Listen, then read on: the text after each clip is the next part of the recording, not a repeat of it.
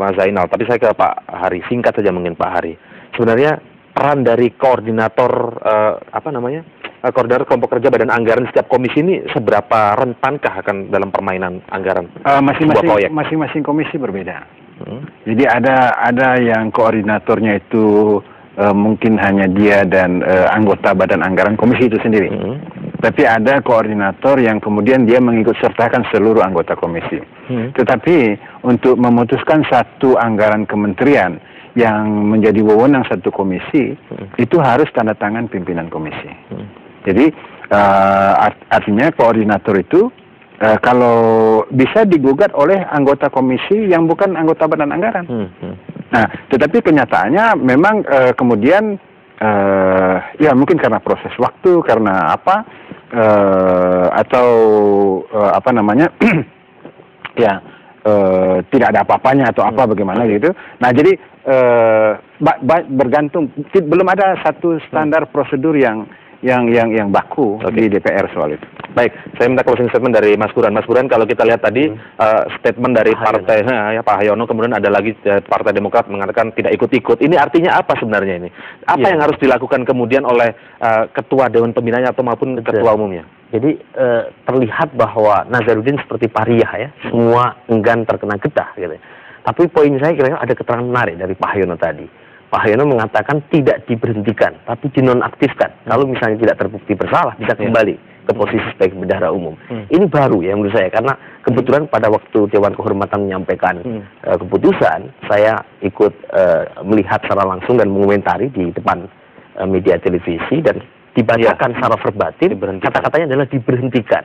Tidak ada kata-kata artinya dikembalikan. Berarti apa nih dengan statement seperti ini? Ini tadi? ada semacam tarik-menarik tadi, tawar-menawar, supaya Nazarudin mungkin tidak terlalu berkuar-kuar, panjang lebar, dan kemudian ada political appeasement gitu ya, agar Nazarudin bisa dilokalisir. Itu satu sisi. Tapi di sisi lain, Nazarudin sudah seperti Ronin ya, dia tidak bertuan, dia bisa melempar serangan kemanapun dia suka.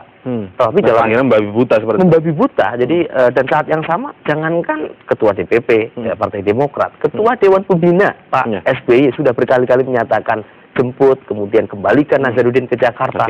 Sampai sekarang gagal. Poin saya kira-kira terakhir, bagaimanapun Partai Demokrat dan Pak SBY sudah pada posisi tersandra oleh Nazarudin.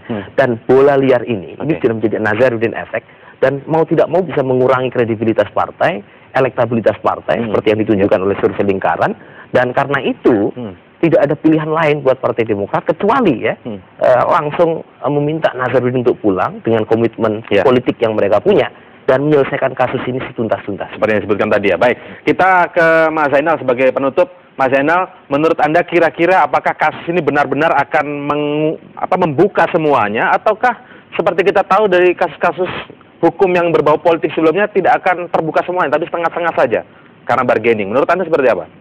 Iya, ada tiga hal lah paling tidak. Yang pertama adalah saya ingin sebenarnya ini harus kembali ke hukumnya. Kalau kita mau membongkar ini, jangan berpikir di wilayah politiknya begitu. KPK harus pay attention ke kasus hukumnya.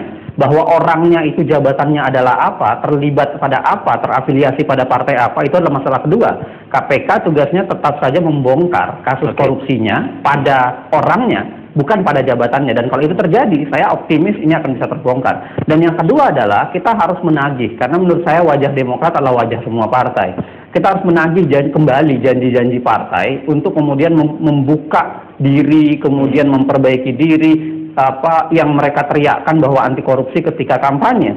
Ada peran Partai Demokrat yang harusnya diselesaikan di sini. Saya tidak ingin kemudian Partai Demokrat seperti tadi ada dualisme pernyataan di sana sini yang kemudian seakan-akan mengatakan bersalah tapi kok diberhentikan. Angelina dianggap juga terlibat tapi tidak diberhentikan misalnya. Ada dualisme sikap yang menurut saya menunjukkan ada distingsi antara cara bersikap dengan kejadian sebenarnya yang dialami oleh partai-partai. Dan yang ketiga terakhir adalah saatnya kita berpikir untuk perbaikan sistem, karena kita tidak mungkin bisa berharap lebih, karena yang kita lakukan tetap begini-begini saja. Badan anggaran dan DPR pada khususnya memiliki kewenangan yang besar, dan saatnya kemudian kita perbaiki model kewenangan itu, pengawasannya kita tinggikan, supaya kemudian anggaran-anggaran yang bocor ini paling tidak bisa kita tutup katup-katupnya supaya tidak lagi bocor. Baik, terima kasih Mas Zainal Arifin Mukhtar, Mas Burhan, dan juga Pak Hari. Terima kasih telah bergabung bersama kami.